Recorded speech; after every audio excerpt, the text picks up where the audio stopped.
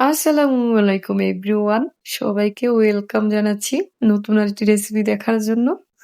আজকে আমি আপনাদের সাথে একটা রেসিপি শেয়ার করব খুবই মজাদার। টাকি মাছের দু পেঁয়াজা। সো প্রথমে চুলাতে আমি একটা কড়াই বসিয়ে কড়াইটা গরম করে নিয়ে এতে পরিমাণ মতো সরিষার তেল দিয়ে দিলাম। আর দিয়ে দিলাম পেঁয়াজ কুচি। এখন এগুলোকে একটু ভেজে নেব।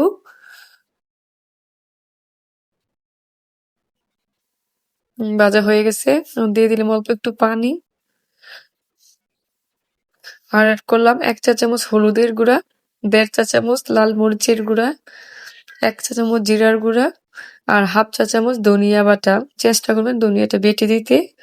আর দিয়ে দিলাম 1 চা চামচ আদা রসুন বাটা আর 1.5 চা চামচ পেঁয়াজ বাটা, 2 চা চামচ টমেটো বাটা। আমি টমেটো বেটে নিয়েছি। আর দিয়ে দিলাম 1 চা চামচ কাঁচামরিচ বাটা।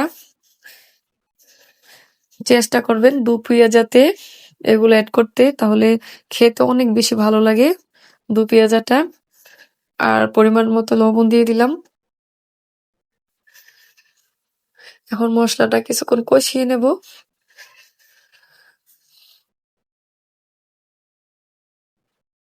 কষানো হয়ে গেছে, দিয়ে দিলাম মাছ। মাছগুলোকে আমি ধুয়ে পরিষ্কার করে নিয়ে 10 মিনিটের জন্য লবণ দিয়ে মেখে রেখেছিলাম, এতে করে মাছটা খেতে টেস্ট লাগবে।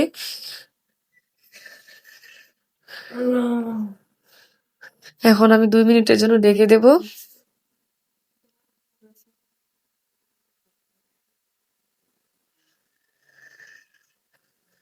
ফিরে আসলাম বন্ধুরা 2 মিনিট পর।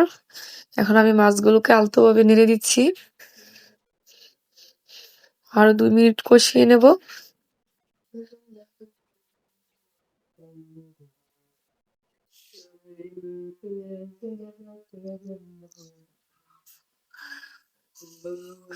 কষানো হয়ে গেছে, অল্প পরিমাণে একটু পানি অ্যাড করে দিলাম। বেশি পানি দিলে মাছগুলো গলে যাবে, ভেঙে কাটা হয়ে যাবে।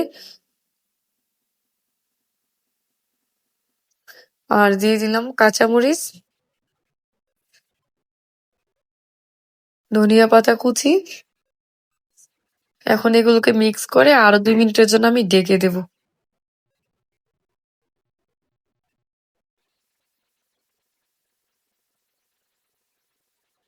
এই তো বন্ধুরা ফিরে আসলাম 2 মিনিট পর। এখন আমি চুলাটা একদম লো ফ্লেম করে 5 মিনিটের জন্য বসিয়ে রাখবো তরকারিটা। এতে করে তেলটা উপরে বেশি উঠবে।